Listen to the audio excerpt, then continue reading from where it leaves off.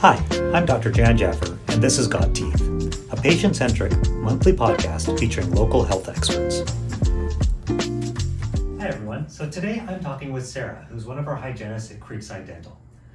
Sara's been a hygienist with us for a number of years, and we're going to talk a little bit about taking care of your teeth, what you can do at home, and some of the stuff that you come into the office for. So thanks, Sara. Hi, thanks for having me. Okay.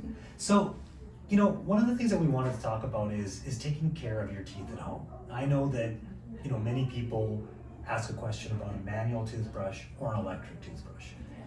Is one or the other better? Well, the electric toothbrush is known to be much better than manual toothbrush. Not a lot of people know how much time you're supposed to be spending when you're brushing. So with a manual toothbrush, the recommended brushing time is actually 4 to 6 minutes. And with an electric toothbrush, it is for 2 minutes. So one of the other things that I know gets recommended every once in a while is a Waterpick. So what is a Waterpick, and is it actually useful to be using at home?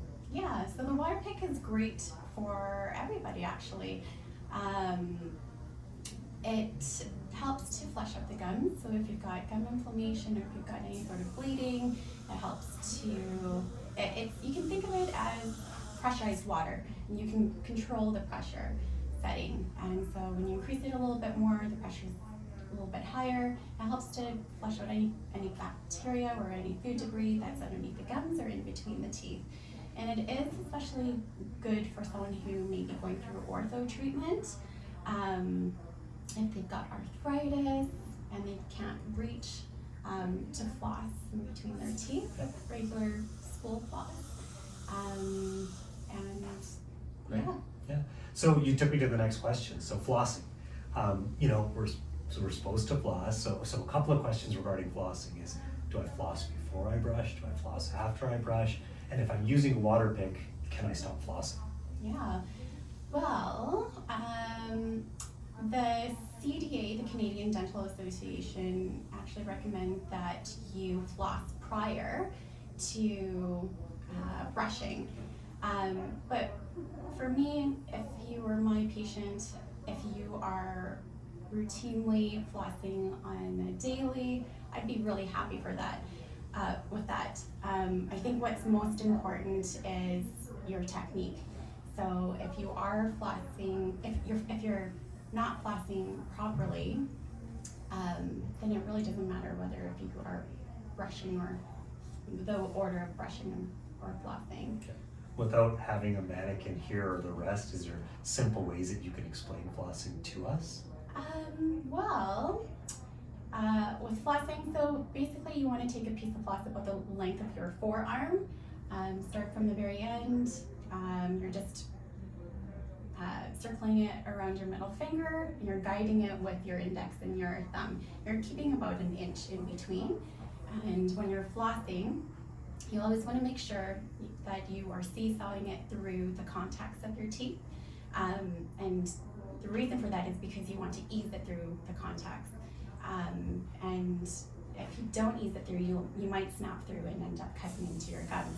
So really important that you're seesawing it through, and then you create a C shape around the tooth, and then it'll help you to clean deeper underneath the gums. And so you want to go on both sides, like kind of two directions every time you get it, the floss between Yes, teeth. exactly. Yeah, the flossing is meant to help it clean on every side of the tooth. Do you have an opinion on mouthwash?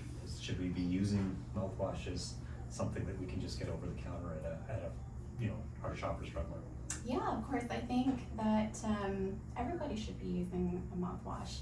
You want to make sure that you're using an antibacterial or antiseptic mouthwash. It has to state that. There are some mouthwashes out there that'll say that it'll freshen your breath, but then there's no other benefit to that in trying to reduce bacteria in your mouth. I should also mention that mouthwashes, if it's an antibacterial mouthwash, it does not replace flossing. It'll help to reduce the bacteria that's floating around in your saliva, but plaque, it is sticky, and if it's on your teeth, you have to manually remove it with brushing and flossing. Great. So use the mouthwash afterwards. Perfect. So one other thing, and we're going to take this into the office a little bit now, but I know people will tell us, hey, when I floss, my gums bleed.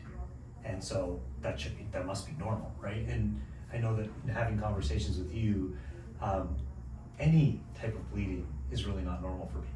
So can you explain to us a little bit more about that? Because, I know that often people's gums do bleed.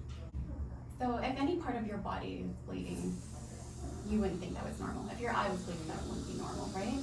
So if you've got bleeding in your gums, that actually is a sign that you have gum disease. And some people live with that, thinking that is normal. It's actually bacteria that's underneath the gums that's causing that inflammation and the bleeding. Yeah, so not normal. So if bleeding in gums is not normal, then what is it? I mean, we've talked about a bit of a home routine. Can you explain to us, what happens when you are doing that so-called cleaning for people as we're in the office, and why we have different timings for different people to come in and see the hygienist? 80% of the population has some sort of gum disease. It can range from mild to moderate to severe. When you come into the office, we start off with a periodontal evaluation where we assess your gums. We check to see at what level of gum disease you have. So we've got special tools. We've got the ultrasonic. It's a water tool, a water scaler that is pretty comfortable for most patients, and most patients really like that. So based on how much buildup you may have, or based on how much inflammation you may have, it really depends. Like if you're generally pretty healthy, you would be coming in every 6 months. Why would somebody need to come in more often than twice a year to come and see the hygienist? Because I know that very often we do have patients coming in, at 3 and 4 months, so 3 to 4 times a year versus just twice a year. So generally, for healthier patients, we see them every 6 months, and that's okay for them. And then there are some patients who have more of a chronic inflammation, and it's recommended to see them more frequently so that we can help manage their gum health. Okay. So one of the things as we talk about inflammation, and I think it's important for people to understand, is that the inflammation in your mouth doesn't just stay in your mouth, right? There's a connection between the inflammation in your mouth and the inflammation in your body. And so when the gums are inflamed, it means that we've got a problem, not just with the mouth, but with the rest of the body. And this is what, I think the importance of dental hygiene really comes down to, is that when you see a patient, you're creating a plan for that patient, not for the general public, right? So each person has a separate plan based on what's going on in their mouth, right? I mean, is that how you guys generally do it? Is it you're setting up, things for people to do based on what's going on in their mouth? Well, based on the periodontal evaluation, when we measure your gums, if you are someone who has moderate inflammation or severe inflammation, or if you've got bone loss, our goal is to help reduce the bacteria and to get you back to healthy.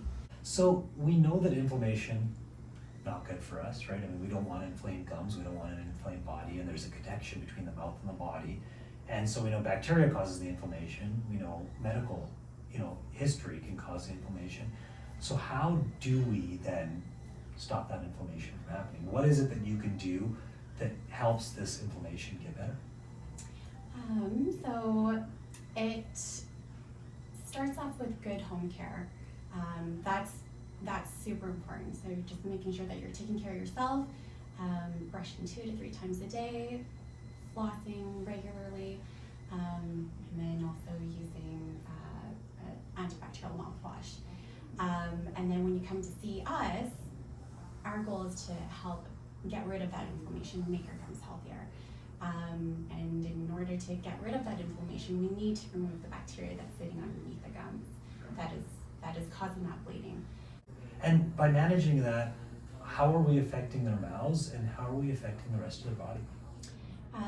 So I think everybody needs to know that when there is bleeding in the mouth, that means that there's inflammation, right? So the bacteria is causing that inflammation. Now, if there's bacteria that flows into your bloodstream, it circulates throughout the whole body, and then it can affect other parts of the body, especially like your heart.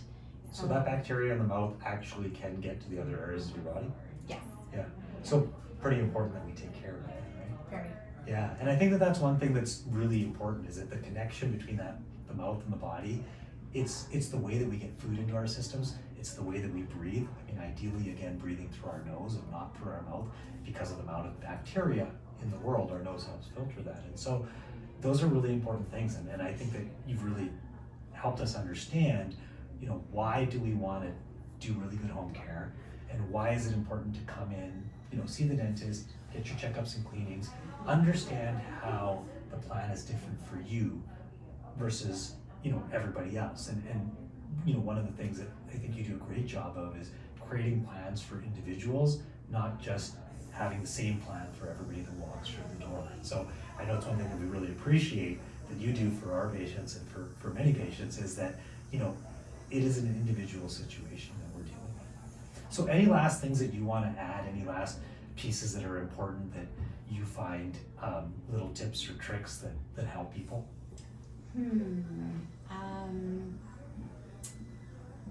You know what, I do get a common question. A lot of patients ask what type of toothbrush they should use.